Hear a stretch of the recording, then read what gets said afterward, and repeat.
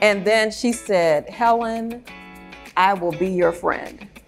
And I still get like emotional thinking about that because I didn't even see my mom as a friend. Mothers are the queens of the castle, but let's be real, it's not all ball gowns and glass slippers. On this podcast, we're giving you a peek behind the throne at the privilege and responsibility of wearing the crown. My name is Helen Hope Kimbrough, and I'm a proud wife and mom of 2 adult sons. And I'm Charlitta Hatch, a proud wife, married to my high school sweetheart, and a proud mom to 2 little ones. Get ready as we share jewels with each other and you around all things connected to motherhood. Hi, my name is Helen Hope Kimbrough, and I am here with Behind the Throne. Excited to share that we have a special episode where we are focusing on mental health. May is Mental Health Awareness Month. And so this episode will actually focus on that. And it's entitled, I Wish My Mother Had Told Me. This is an intimate conversation between mothers and daughters. That was a sponsored event. We were excited to partner with Sisters on a Mission, as well as the Academy of Goal Achievers, a nonprofit organization that helps to support and empower youth in our community. Some things that actually derived from our conversation that we wanted to cover were choosing self-awareness, finding self-compassion, knowing self-worth, building self-esteem, finding self-confidence, practicing self-care, and maintaining self-discipline. In our conversation, we actually spoke with several panelists who are in the community. Jade Dawkins, who represented a daughter's voice, Dr. Daisy Walker, who represented a mother and daughter's voice, and then Lynn Connor, who is a mental health therapist, who represented a daughter and expected mother's voice. And her organization or company is Be and Belong Therapy, which is located in South Charlotte. What I will say is this event was empowering and special, particularly for me as a boy mom. It's rare that I get to really have conversations about mothers and daughters, although I am a mother and daughter, but in a different way, respectively. And so, again, it was empowering. The conversations were enriching. And I feel like there were definitely some breakthroughs in the room, specifically throughout the podcast and thereafter amongst mothers and daughters. So I would love for you to tune in and let us know how you feel about your own mom, how you feel about being or representing one of these categories as well. And also just share and reflect as you watch this podcast episode. Thank you so much. I appreciate that. Thank you for inviting me to this powerful discussion. I'm a boy mom, but I'm really, my mom and my sister are my anchors. And so I'm so delighted to be here with moms and sisters and daughters and new moms who are expecting in this space today. In order for us to get started, I would love to introduce our panelists. We will start with Dr. Daisy Walker. Dr. Daisy Walker is a living legacy. She is originally from Wilmington, North Carolina, and has lived in Charlotte for over 40 years. As a retired principal and director of extended year programs, Dr. Walker worked in Charlotte Mecklenburg schools for nearly 38 years. Her influence in this capacity is still felt within the school system among students and families. Presently, Dr. Walker works at Communities in Schools as a coordinator of volunteers, mentors, and partnerships at West Charlotte High School. Her role is a testament to her love of people and helping students thrive. We are grateful for her contributions as a distinguished community and servant leader in numerous capacities within the Queen City. As a panelist today, she is holding space as a mother of a daughter. Let's clap for Dr. Daisy Walker. Next, we have Jade Dawkins.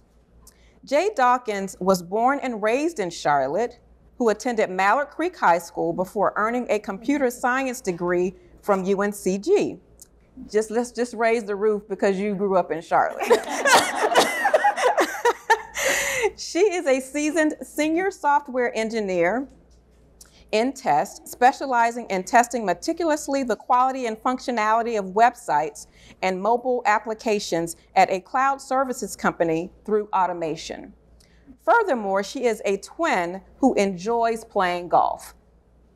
As a panelist, she is holding space today as a daughter. Let's give it up for Jade. Next, we have Lynn B. Connor.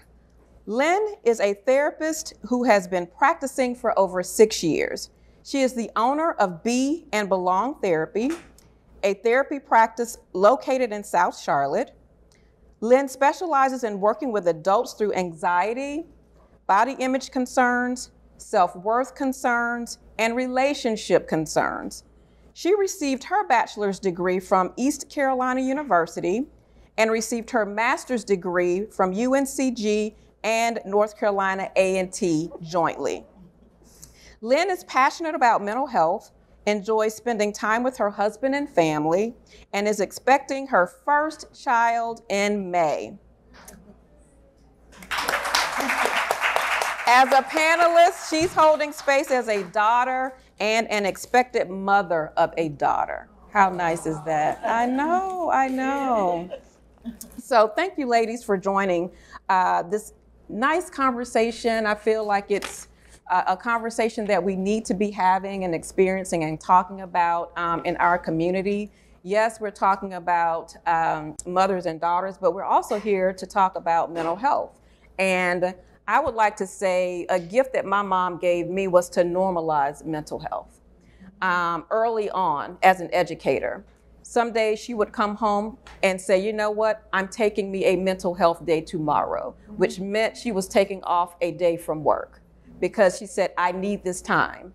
And she also told my sister and I that we couldn't be bad that day. So like, you gotta be good. I don't want any calls from school. I don't want any calls from anybody in the community because I need this time for myself. And we understood the assignment and we obliged. So speaking about that, again, some themes that we will be covering today are self-awareness, self-compassion, self-worth, self-esteem, self-confidence, self-care, and self-discipline. So to our panelists, I would like for you to close your eyes for a few moments and envision yourself as a 10-year-old girl. Do you see her?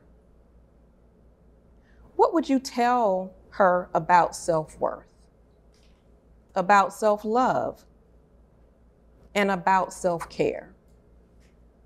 Why are each important?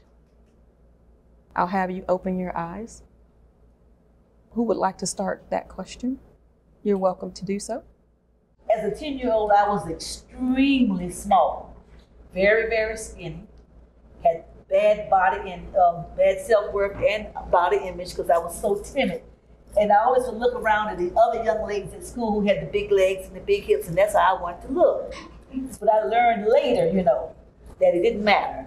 But as a 10-year-old, you don't know that. And all you do is look at the other young ladies, and those ladies, to me, seem to be the most popular ones, who were pretty, big legs and everything. So I had a really big image of that. And I did not learn as a 10-year-old until I was much older. That did not matter. What was up here and what's in your heart. That's what taught me. But it does happen, and it happened to me personally. And I thought I just wasn't worthy. I didn't think I was cute. I didn't think I was pretty. I do now. Miss Daisy's always stylish. But I had to learn that. Thank you for sharing. All right, so for me, at 10-year-old, I was more so I was a tomboy. So I didn't have sisters. I had 2 brothers. So it was about being strong, right? It was about having to keep up with the guys, going to play sports, play football outside, play basketball outside. So when you start getting friends that are girls is like, it's different because it's like, oh, now do I need to dress more girly now to be accepted? Or can I still be who I am? And so I think it's like, it's important, one, not to compare yourself, right? Just be who you are, trust who you are. God created you to be who you're gonna be, right? And that's our job, to figure out who we're gonna be, right? Who he made us to be, right? And so I think as a 10-year-old, it's just trust yourself, right? That's all you can do at that age, right? And just have fun, because I feel like at 10-year-old we weren't necessarily thinking about mental health so much, but we were like just trying to get by, day by day. So yeah. Thank you, Jade, for that. I appreciate that. What would you say, Lynn? When I closed my eyes and envisioned my 10-year-old self, I saw myself in middle school, because I always conceptualized my memories by like what grade I was in school. And around that age, I was cheerleading, I was running track. And so I think somewhere between the ages of 8 and 10 is when I started to become more aware of my body and have a relationship with my body in terms of, does it measure up to other people's bodies? How do I view my body? And around that age is, for a lot of young girls, when negative body image starts. And so to my 10-year-old self, I would say that you're more than your body, and that God created you perfectly, exactly the way that you are. I wish that I had more of that as my 10-year-old self. And I think that a lot of young girls need that, especially now with social media and kind of this very unrealistic body image that is portrayed in the media. So, as a 10-year-old, you're not worthy. And what happens is when the mother and dad have to really step in and express that self-esteem to that child, express that self-growth, and let them know that the way they look is beautiful. And you have to keep saying it over and over again. As a 10-year-old, you have no experiences, except those that you impress upon yourself, which are not really very good all the time. So that's why it's so important as a mother to be sure that your 10-year-old feels wonderful, beautiful, intelligent, and smart as the world. But you have to keep saying that. You can't say it once. You have to say it every day they get up, and express to that child, when she looks into that mirror every single morning, she can say to herself, I am beautiful, I am smart. But that has to be learned. Mm-hmm. And another thing is like, okay, Mom, you said you love me, okay, I get it. But then I think it's also important that your mom's friends also tell you, because it's one thing for your mom to tell you, because it's like, okay, you're my mom, you have to tell me this, right? But when you have your mother's friends who also tell you that, it's more believable. Yep, everyone that's in your friend circle, your mom's friend circles, right. Your relatives, you want to hear that positive affirmation. And speaking about that, many girls and women grapple with self-esteem or body image from time to time. Our internal voices will say things like, I'm too tall, too short, too skinny, too fat, too light, too dark. My hair is too thick or too curly. What is a mantra or affirmation or steps that you live by that could help others? One of the mantras that I love to share with my clients when we're doing a lot of body image work specifically is that your body is the least interesting thing about you. Your body is merely the shell that carries your soul. It's not who you are. It's not your personality. And if you take a look around at the people that love you in your life, your friends, your family, if you went up to them and asked, what do you love about me? They're going to say, she's so caring. She's so smart. She's such a joy to be around. They're not going to mention things about your body. And then in terms of self-worth, One of my favorite self-worth mantras that I like to share with clients and personally live by as well is that you are inherently worthy. There's nothing that you can do to diminish your worth, to take away from it. You're born worthy and you will die worthy. A lot of times through life experiences, we start to feel as if, I've made mistakes, I've done this, I'm not worthy anymore, or I'm not good enough.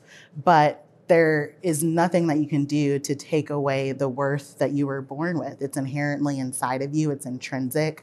And my wish for all women is that you would find that inner worth, and that it doesn't have to be an external validation type of thing. It can be something that you feel intrinsically worthy, like in your bones, you feel you are worthy and good enough.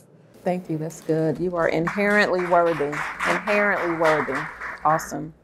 I think for me, it was always don't compare yourself to others, just because we start looking and fantasizing about people and we're like, oh, I wish I had that, or I wish I could be that person. And then it gets to a point where it's like, you don't even know who you are because you're so fascinated with someone else that it's like,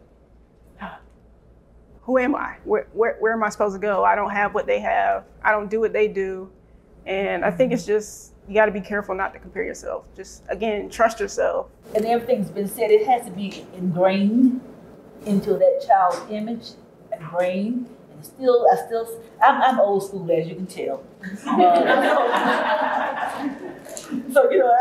I've seen the paths of many things. And I can see the growth. Social media is plus and a minus, especially for young people. And especially when you're talking about body image and self-interest and knowing who you are and really, truly believing in yourself. But it still starts at home. And I work in a high school and talking about a body image. And with social media today, one thing it does help the so-called larger woman, let's put it that way. Social media has helped many of them now look wonderful. They wear the same things, they look good, they're classic. You can fix yourself up. And you don't see that, what we call a long time ago, picking on somebody. You don't see much of that now. At least I don't in high schools. And if I do, I'm a person who would nip it right in the bud as soon as I see it. But it does, social media has helped in that respect because I see girls all the time, all sizes. I mean, they look beautiful. They look beautiful, and I say oftentimes, nobody has to look ugly these days. I mean, you got hair, makeup, pretty clothes. I mean, cool.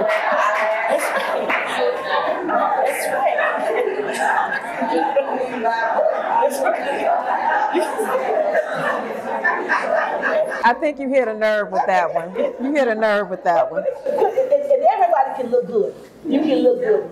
But it has to come within. You have to feel good to look good. And that has to be told, as she's already said, several people have to tell you that. But in order, you've got to have that strong image of yourself to believe it. First, you have to believe it. Yep. But you keep it. Also, you have to act like you look good too. You can't act one way and look another. So all of these things play into it. So it's really important that all of us have a role in it. Every single one of us, especially with young people today. Oh, they have so much to contend with. So much is going on in this world, the good, the bad, and the ugly. So we have to help them. Yeah, that's good. And as you're talking, I'm thinking about like how my mom was so influential in my life, bringing up things. And I remember that middle school age, I just felt awkward. I just didn't feel like I fit my body. My brain was working in different ways. My body was working in different ways. And then my friend group ended up changing because, again, they were more voluptuous than I was. And I was like, I don't have any friends. And at that time, my mom and I mean, we were just battling. We were not on the same page. And one day I was sitting on the deck and she came out and she said, well, what is wrong? I don't understand. Like, why are you sitting out here by yourself? And I said, because I don't have any friends. And then she said, Helen, I will be your friend. And I still get like emotional thinking about that because I didn't even see my mom as a friend. But that day she assured me that she would always be there for me and that she would be my friend. And so I want to let you girls here to know that your mom, your grandmom, your aunt, they're your friend. These women in this room, they want to be your friend. I want to pivot a little bit and talk about establishing healthy boundaries with families, with friends, with colleagues. Can you share an example of how you've set a healthy boundary that has worked for you? What has really helped me in the latter years of my life is learning how to say no. That's a very healthy boundary for me. And as I told you before, as I was growing up, I was really timid. You know, and I didn't come out of that until I got older. And especially when I got to college, when I figured, nobody cares, you better straighten up, girl, and look out for yourself. So that's when I really learned. But you have to set boundaries for yourself. And young people, especially my young girls in here, you'll be put in all kinds of cases, all kinds of situations where you have some of your classmates who you know are not doing the right thing, that's unethical. You have to be strong to stand away from that and say, my mother would not like this, I would not like this, I was not raised this way. But saying no is really hard for young people and for adults. But it's a healthy way. And once you do it, you'll say, oh, I'm so glad I did it. It's like a weight that has been taken off of you. So learning how to say no, that's a very healthy balance. Amen. I love talking about boundaries. It's something that I work a lot with clients on as well. And the reason why I love talking about boundaries is because I can relate. I always say I'm a recovering people pleaser.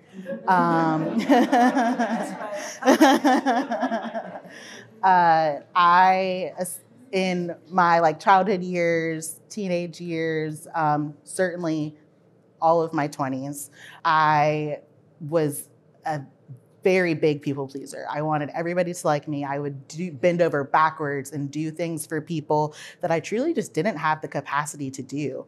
And it ends up burning you out. It ends up getting to a point where you don't have much to offer to others because you're constantly saying yes. So I've done a lot of work personally to set boundaries with family, to set boundaries with friends. And it's still hard because I do love helping people. And setting a boundary doesn't mean that you can't help. It just means that you check in with yourself first to ask, do I have the capacity to help? It's saying that I kind of like that goes along with boundary setting is that you can't pour from an empty cup. So as long as as much as we love to pour into other people, it's important to make sure our cup is full so that we even have the ability to pour into others. So a lot of the boundaries that I've set with family and friends look like checking with myself, asking myself if I have the capacity, not feeling guilty if I have to say no or turn down certain events, and kind of going back to body image, setting certain boundaries with my family about the way that they talk about diet culture and body image and things like that. And even thinking to the future about setting boundaries on behalf of my daughter and having conversations in advance with my family about hey, the way that we talk about weight and food and diets, I don't want that around her. So just already thinking ahead and preparing for the type of way I would like to raise her and set her up. And it's hard. It's really hard to have difficult conversations like that with family and with friends. But boundaries is what strengthens relationships. I think one misconception about boundaries is that it creates a wall. But the truth is, when you're able to communicate your boundaries and the other person respects it, it brings you closer together. You have a better connection, a better understanding of one another. And you're setting the stage and you're setting the environment early. So, yeah, very good. I did want to talk about social media because it is influencing all of us and it's impacting us in, huge ways. So, how has social media influenced you about how you feel and how you show up in the world? Because we see so much from people having quote unquote fake lives that we see or hear. Is anyone really putting their authentic self on social media, or are you just only putting the good stuff on social media? are we being real with each other on social media? So I wanted to really highlight social media because I feel like it's a big topic that we need to talk about here today. To be honest, I had to temporarily deactivate my social media. It was kind of like an addiction, to be honest. I was sitting there scrolling nonstop, maybe 5 to 6 hours a day, getting off work. And, you know, I feel like it became, you know, it almost becomes like a piece. Like you kind of, once you take care of the outside world, it was like coming to the phone and just being like, finally I can relax. Finally I can just have my alone time. And, but what I found myself doing was I was comparing myself, and I was thinking like, oh, if I had what they had, people would see me. Or if I did what they did, people would see me. So I was like, okay, I'm gonna get a car. And I was like, I'm gonna get a car. It's gonna be a nice car. I'm not gonna tell y'all what kind of car it was. And I said, if I get this car, they gonna see me for real. I'm like, and I'm gonna look good in it, but they gonna see me in it. And so I get the car, and I promise y'all, I look good in the car. I promise you. But I still wasn't seen, and I couldn't understand why I wasn't being seen. And so I was scrolling one day, just scrolling, 3 hours in maybe, and I saw a video, and the girl was like, she said, "This book changed my life." And so I'm like, okay, so I'm really about to be seen. If this is changing her life, it's gonna change my life. And so what the devil meant for bad, God will turn for good. The book was called The Holy Spirit, the Bondage Breaker. And I'm like, okay, what that mean? Okay. And so in the book it said, a stronghold is a lie based on deception. And what that means is you have a lie. And my lie was, I believed that if I did the things that people were doing on social media, then I would be seen. So that was a lie, right? And so because I believed the lie, I was deceived. And so because I was deceived, it then became something I accepted. I thought it was my peace. And so it then became a habit, because I've accepted it and I'm thinking it's good for me, right? And so then that habit becomes an addiction, because I'm like, oh, it's giving me peace. So I gotta have it every day. So I gotta get on social media, because I'm like, this is my peace time. I can get away from everything. Once I read that book, I was like, oh, okay, I see what's happening here. So God was like, oh, you trying to be seen? Well, see yourself. See yourself first. So, yeah.